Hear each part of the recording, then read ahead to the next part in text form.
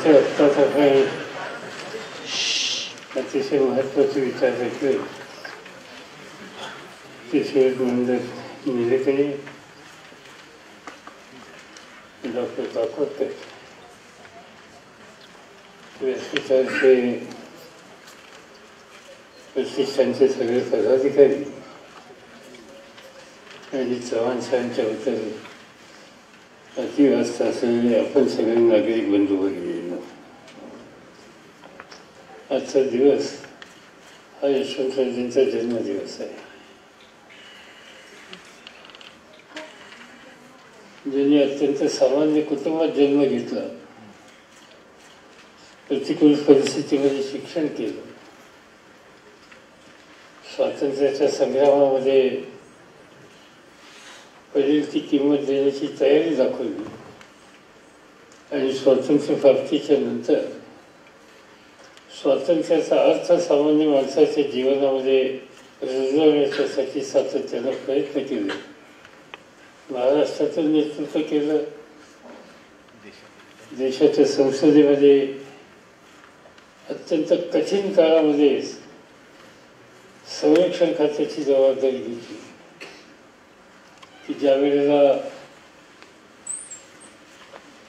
एका दृष्टीने आपला पराभव झालेला होता आणि चीनच्या आक्रमणानं या देशातला सर्वसामान्य माणूस आणि त्याहीपेक्षा लष्करामधला जवान सुद्धा नाउमेद झालेला होता. त्याची उमेद पुन्हा एकदा जागृत करण्याच्या संबंधीचं काळाचं आव्हान हे स्वीकारण्याच्यासाठी यशवंतराजेंची निवड ही जवाहरलाल नेहरूंनी केली आणि हिमालयाच्या मदतीला हा महाराष्ट्राचा सह्याद्री पुन्हा एकदा देशाच्या उभारणीसाठी काय देऊ शकतो याचा विचार करून निर्माण केला. त्याचा हा आजचा जन्मदिवस. आजचा दिवस आणखीन एका दृष्टीने महत्त्वाचा आहे. महात्मा गांधींनी या देशाच्या स्वातंत्र्यासाठी अनेक आंदोलनं केली, पण त्या स्वातंत्र्य लढ्यामधलं जे एक महत्त्वाचं आंदोलन जे महात्मा गांधींनी सुरू केलं, दांडी मार्च, त्याचा एक दिवस 12 मार्चच होता. तिसरी एक अप्रिय गोष्ट आहे माझ्या मनामध्ये 12 मार्चबद्दलची.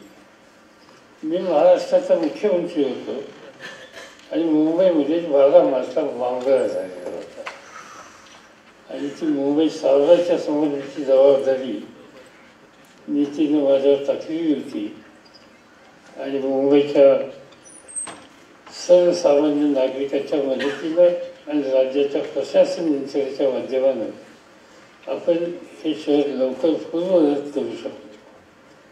आणि म्हणून 12 मार्च हा दिवस अनेक दृष्टीने आपल्या सगळ्यांचा अत्यंत महत्त्वाचा आहे.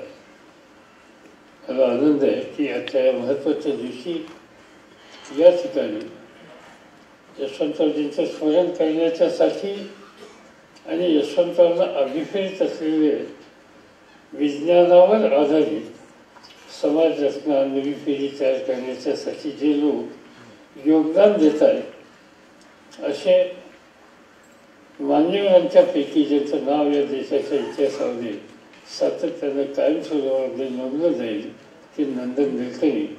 आज त्यांना आपण चव्हाण पुरस्कार देऊन सन्मानित. नंदन निलकणी म्हटल्याच्या नंतर आधार हा तो विचार या देशाच्या प्रत्येक घराघरात जाऊन पोहोचलेला आहे. त्यांचा परिचय होता आपल्या सगळ्यांना इन्फोसिसच्या माध्यमातून. या टेक्नॉलॉजीच्या माध्यमातून जगामध्ये सहज कसं जाता येतं आणि विविध प्रश्नांची सोडवणूक कशी करता येते याबद्दलचं एक चित्र त्यांनी या देशामध्ये प्रस्थापित करण्यासाठी कष्ट घेतलेले होते.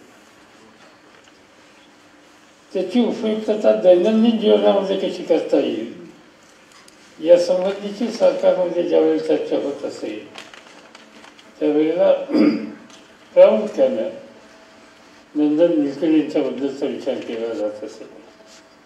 त्यांनी सांगितलं की एक दिवशी मंत्रिमंडळाला येऊन त्यांनी ब्रीफ केलं की आपल्याला या आधारच्या माध्यमातून केंद्र सरकारच्या वतीनं अक्षरशः कोट्यवधी रुपये सामान्य माणसाच्या हिताच्यासाठी खर्च करण्याच्यासाठी उपलब्ध असतात, पण ते त्यांच्यापर्यंत पोचतात का नाही या संबंधीची जी शंका होती ती शंका दूर करायची असेल तर विज्ञानाचा आधार घेऊन काही नवीन प्रकारचं तंत्र टेक्नॉलॉजी ही विकसित केली पाहिजे. आणि हे आव्हान नंदन निलकणींनी स्वीकारलं आणि आधारच्या माध्यमातून संबंध देशातल्या यथेवत सामान्य माणसाला एक प्रकारचा आधार देण्याची महत्त्वाची कामगिरी केली. आणि देशाचा प्रत्येक पैसा हा तिथपर्यंत जाईल, त्या माणसाच्या उपयुक्ततेला राहील याची काळजी त्यांनी घेतलेली. ती नेहमी सांगत असतात, आम्हालाही अनेकदा त्यांनी सांगितलं कॅशलेस सोसायटीच्या बद्दल. तर माझ्यासारख्याची अडचण त्याच्यामध्ये एक आहे की कुठेही बाहेर जाताना कॅशलेस सोसायटी बायको असं म्हणते की पैसे कशाला खिशात पाहिजे, क्रेडिट कार्ड घेऊन जा. ते क्रेडिट कार्ड वगैरे सगळं ठीक आहे, पण खिशात काही न ठेवता बाहेरपर्यंत जीवावर येत असतं. आता तुम्ही सुद्धा बघा, या ठिकाणी घरातून बाहेर निघाला, या सगळ्या पद्धती ज्या अधिकार झाल्या कॅशलेस सोसायटी वगैरे या सगळ्या गोष्टीच्या वर एक गोष्ट मान्य करायला लागेल, आपला रोजचा खर्च कमी झाला. आपण सहजपणाने कुठेही पैसे खर्च करत होतो, आता ते करत नाही. पण हे सगळं खरं असलं तर खिशात काही नसलं तर चैन पडत नाही. बाहेर जाताना कुठं काहीतरी अडचण आली तर काय करायचं, कुणापुढं हात पसरायचा का काय. बायको सांगते की नाही आपलं कार्ड दाखव. कार्ड ठीक आहे, गावाकडे काय कार्ड दाखवायचं कुणाला, पण ठीक आहे. या सगळ्या कार्डच्या सिस्टीमच्यामुळं व्यवहार स्वच्छ व्हायला लागले, पारदर्शक व्हायला लागले. त्या व्यवहारामध्ये सामान्य माणसाची कळत नकळत पद्धतीनं थोडी मोठ लूट होत होती, ती थांबण्याच्यासाठी अत्यंत त्याची मदत झाली. आणि मी शेवटी एवढं सांगतो की हे सगळं करत असताना नाही म्हणलं तरी आपल्या दैनंदिन खर्चावर नियंत्रणसुद्धा आलं आणि त्याच्यामध्ये कुठल्याही प्रकारची नाराजी ही आपल्या सगळ्यांच्या मनामध्ये शेवटी येत नाही. कारण या सगळ्या तंत्राच्या माध्यमातून आपल्याला त्याचा लाभ होतो हे आपण पाहतो.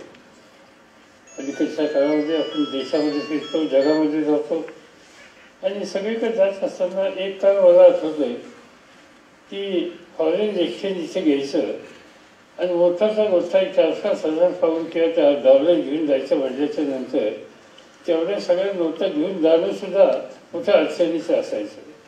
पण या सगळ्या या नव्या टेक्नॉलॉजीच्या माध्यमातून आता कुठेही जगामध्ये जा, तुमचं कार्ड असलं आणि त्या ठिकाणी बँकेत बॅलन्स ठीक असेल तर कुठल्याही प्रकारची अडचण येत नाही.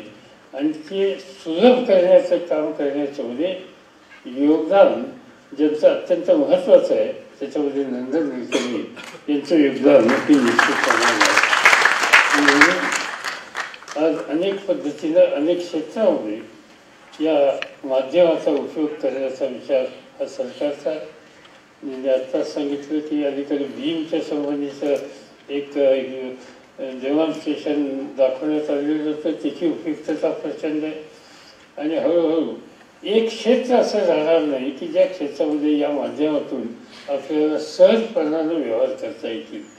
आणि म्हणून अगदी या देशामध्ये सर्वसामान्य माणसाच्यामध्ये लिटरसी वाढवणं, साक्षरता वाढवणं अशा कामांच्या माध्यमातून सुद्धा त्याचा आत्मविश्वास वाढवणारी परिस्थिती निर्माण करण्याच्यामध्ये या सगळ्या तंत्राचा उपयोग आहे. आणि त्याच्यामधलं मोठं योगदान हे नंदन निलकणींचं आहे. आणि मला स्वतःला आनंद आहे की यशवंतराव चव्हाण हे आधुनिक विज्ञान याचा पुरस्कार करणारे होते. त्या काळामध्ये कदाचित अशा प्रकारचं तंत्र नसेल, पण अशा प्रकारचं तंत्र कोणी काढत असेल तर त्याला प्रोत्साहित करण्याची भूमिका ही चव्हाण साहेबांची अखंड होती. आणि म्हणून विज्ञानाला सामोरं जाऊन त्याला प्रोत्साहित करण्याच्या संबंधीची दृष्टी असलेल्या नेत्याच्या नावाने जो पुरस्कार दिला जातो, आज त्या क्षेत्रामध्ये खऱ्या अर्थानं त्याची उपयुक्तता सामान्य माणसाला होईल ही पटवून कृतीमध्ये आणण्याचं काम ज्यांनी केलं त्यांना हा पुरस्कार मिळतोय याचा आनंद हा आपल्या सगळ्यांना आपल्या सगळ्यांच्या वतीनं नंदन निळकर्णींचं मी पुन्हा एकदा मनपूर्वक अभिनंदन करतो. चव्हाण साहेबांच्या आजच्या जन्मदिनी त्यांचं स्मरण करतो आणि मला खात्री आहे की चव्हाण प्रतिष्ठानच्या वतीनं विविध प्रकारचे उपक्रम या ठिकाणी घेतले जातात.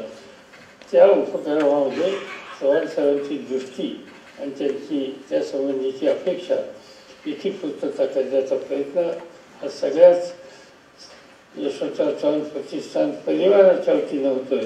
त्याला तुम्हा सगळ्यांची साथ मिळेल अशाच प्रकारची अपेक्षा या ठिकाणी व्यक्त करतो आणि माझे 2 शब्द सांगतो.